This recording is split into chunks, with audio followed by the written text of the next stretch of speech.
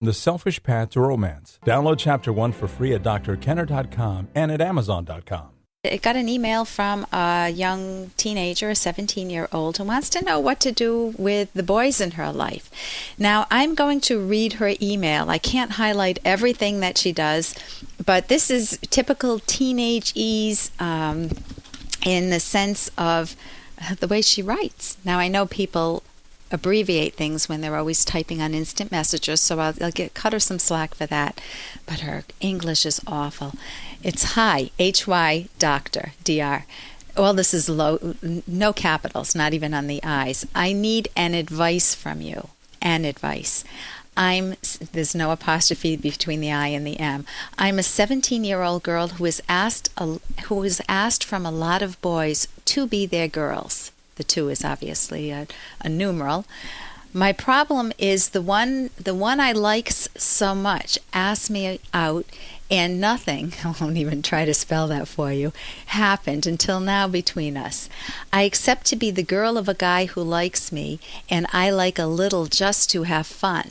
Then I broke up with him because I can't play with his feelings. I'm confused. I need a guy who respects me and love me. I'm confused. I don't know, D-O-N-N-O, who I can accept with. Help me and teach me how to make a decision in my life because I'm always confused. Thank you for your time. I'm waiting for your answer. Morgan. Morgan, at the age of 17, you're asking the right question.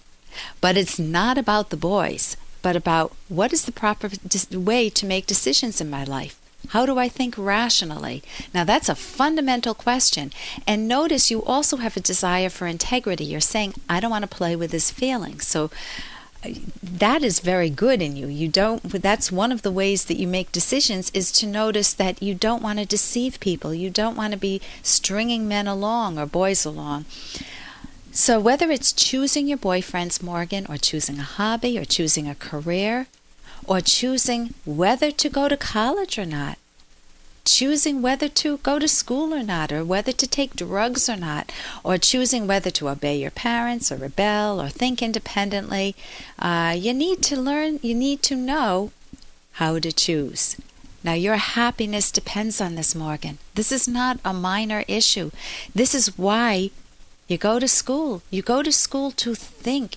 When we study scientists in school, we're studying how they think. When we learn math, we're learning a logical way of addressing reality, of addressing the facts. When you learn how to read, it totally expands your scope of thinking and of making decisions. You read about how other people make decisions. So what I recommend is that you pay a lot more attention, instead of to the guys, which you're not going to not pay attention to the guys. You're 17 years old. I understand that, and that's a part of what's fun in life.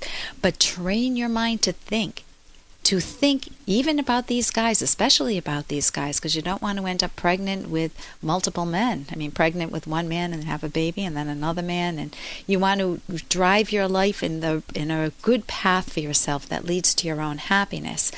So what I recommend is... Hey, I got to interrupt this because we've got to pay some bills. 30 seconds, that's it. A very quick ad, and then Ellen will be back. Romance.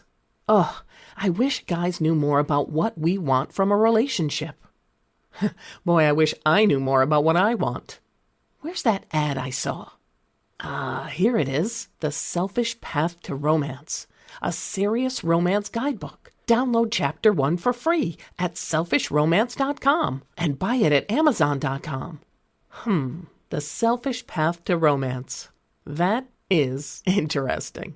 So what I recommend is taking your mind much more seriously, taking your schooling much more seriously.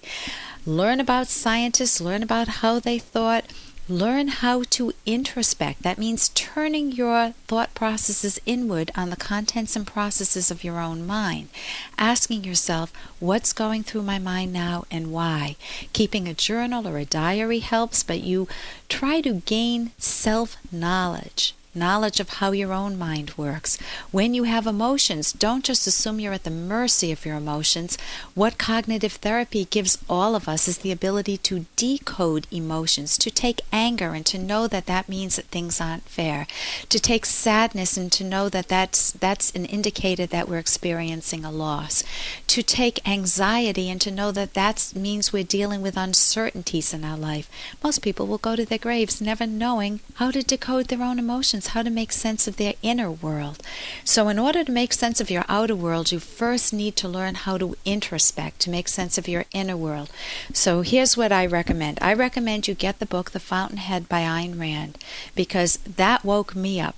That was a call for me to say, oh my gosh, I don't know how to use my own mind. And then I read Atlas Shrugged, and by that point I just loved using my own mind. I went back to school and got my PhD after having been a housewife for many years. So you want to jumpstart yourself in a similar way. You want to make yourself lovable, someone you admire. And that comes way before dating. Then after, you'll be dating anyway, but you want to work on that simultaneously anyway. Be very selective in the guys that you choose. Look for good character traits, not just necessarily for good looks. That's important, but it's not the fundamental, but good character traits. And I hope that helps. And there are good books. There's another one on my website. I mentioned a book earlier. My website is drkenner.com, but it's Get a Life, Then Get a Man. And it's a book by Jennifer Borden, and it's a playful book. It's a very easy, friendly read, and it's very encouraging. So I hope that helps you, and good luck with that. For more Dr. Kenner podcast, go to drkenner.com and please listen to this ad. Here's an excerpt from The Selfish Path to Romance, the Serious Romance Guidebook by clinical psychologist Dr. Ellen Kenner. One major destroyer of romance, and in fact of all relationships, is the threatening or initiating of physical force. Devin's relationship with Lydia is an example. He would bark orders at her, criticize her relentlessly, and slap her around whenever she talked back. If she tried to call a friend or her parents, he would yank the phone away from her. He did not let her spend money without his permission. She felt sick and trapped and often fantasized about escaping to a safe place. Before the marriage, Devin had seemed like a confident, take-charge guy, but she had not realized until too late what, in quotes, take charge meant to him. He was a control freak. Lydia should not just have fantasized about running away. She should have walked out. You can download Chapter 1 for free by going to drkenner.com, and you can buy the book at amazon.com.